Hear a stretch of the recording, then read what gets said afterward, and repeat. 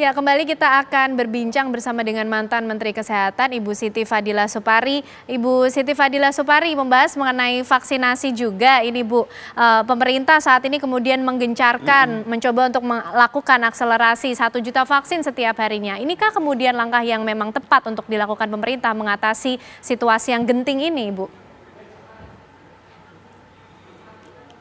Saya tidak dalam tempatnya untuk menilai ya. Okay. Tapi sebetulnya pada waktu pandemi yang berlangsung itu sampai saat ini sebelum ada bukti, belum ada ceritanya atau sejarahnya bahwa vaksinasi itu akan menghentikan pandemik. Tetapi kalau herd immunity menghentikan pandemik, ya karena ini suatu pengalaman yang didapat daripada waktu Spanish flu dulu, di mana 70% populasi di Spanyol waktu itu ternyata sudah mempunyai kekebalan gitu. Jadi yang ditiru adalah bagaimana mengkebalkan 70% dari populasi kita. Nah, tapi saya nggak berani berpendapat karena ini sedang dicoba, karena memang sebelumnya belum pernah ada di dunia. Jadi ini adalah percobaan pertama di dunia bagaimana kalau ada pandemi kemudian divaksinasi. Karena menurut teorinya yang ada, memang kalau pada pandemik seharusnya difokuskan pada terapi atau pengobatan untuk menurunkan case fatality rate. Misalkan case fatality rate bisa 0, walaupun menular tapi tidak menimbulkan kematian, sangat berbeda.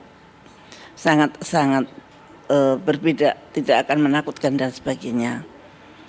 Okay. Baik, Ibu Siti. Jadi ya sekarang karena itu program nasional ya harus dilanjutkan dan tetapi fokus ke terapi juga harus ditekankan. Dan kemudian juga tolong ahli-ahli statistik itu menghitung pengaruh vaksinasi ini terhadap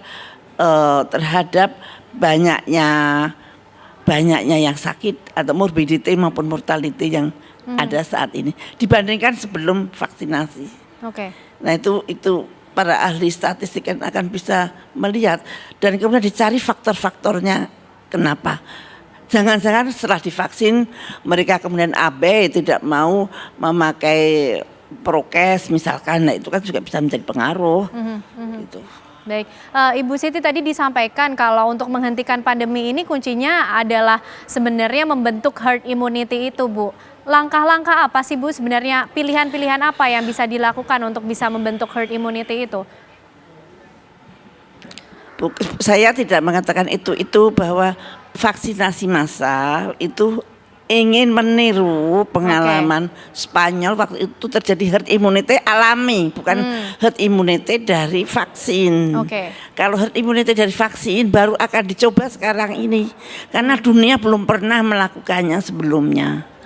Nah, yang harus adalah terapi atau pengobatan itu harus mau nggak mau pemerintah harus bisa menurunkan angka mortalitas atau case fatality rate dengan apapun caranya, karena saya kira banyak ahli-ahli di Indonesia yang juga memikirkan itu.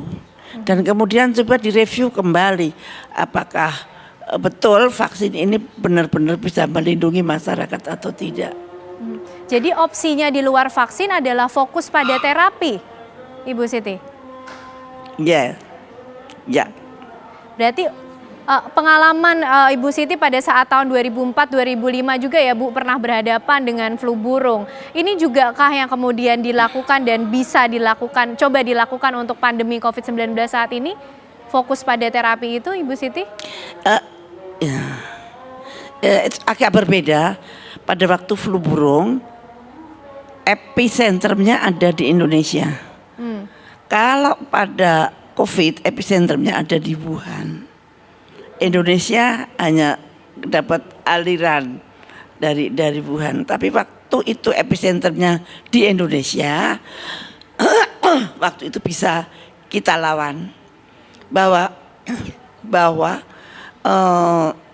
keterangan-keterangan mereka bahwa Indonesia akan ada pandemik, kita bisa menolak dengan data-data laboratorium dari virus yang kita periksa di Indonesia. Jadi tidak memenuhi syarat untuk pandemik, sehingga WHO waktu itu terus melangkah mundur lah, tidak terus mendesak Indonesia.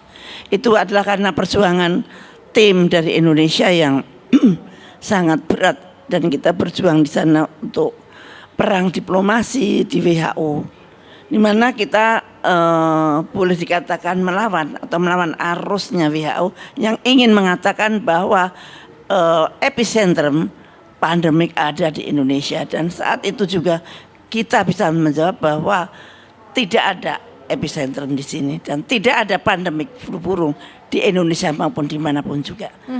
Dan itu suatu hal yang patut kita syukuri. Bayangkan kalau tahun 2006 Indonesia sudah dilanda pandemik, dan kalau Indonesia mau pandemik maka flu burung itu akan menyebar ke seluruh dunia. Nah, Indonesia berhasil untuk merubah rencana pandemik tersebut. Nah, kalau sekarang karena pandemik itu dicetuskannya di Wuhan, Indonesia memang tidak bisa apa-apa. Hanya yang bisa adalah kita harus berdaulat. Kita harus yakin apa yang kita buat di sini untuk menghadapi COVID itu harus sesuai dengan kebutuhan kita dan keadaan kita. Baik, misalkan waktu itu ya baru sedikit gitu ya, misalkan ya saya kira semua tahu bagaimana kita membuat suatu kebijakan yang sesuai dengan kemampuan kita. Baik, Ibu Siti. Dan jangan sampai kita terpuruk. Ya, Ibu Siti, menarik berbicara kemudian mengenai kebijakan, rencana yang kemudian harus diambil atau mungkin keputusan darurat yang harus dilakukan melihat situasi pandemi COVID-19 dengan angka yang terus bertambah akhir-akhir ini. Seperti apa? Sesaat lagi Ibu Siti, usai jeda kita akan kembali bahas bersama. Kami masih akan kembali hadir untuk Anda pemirsa setelah pariwara berikut ini.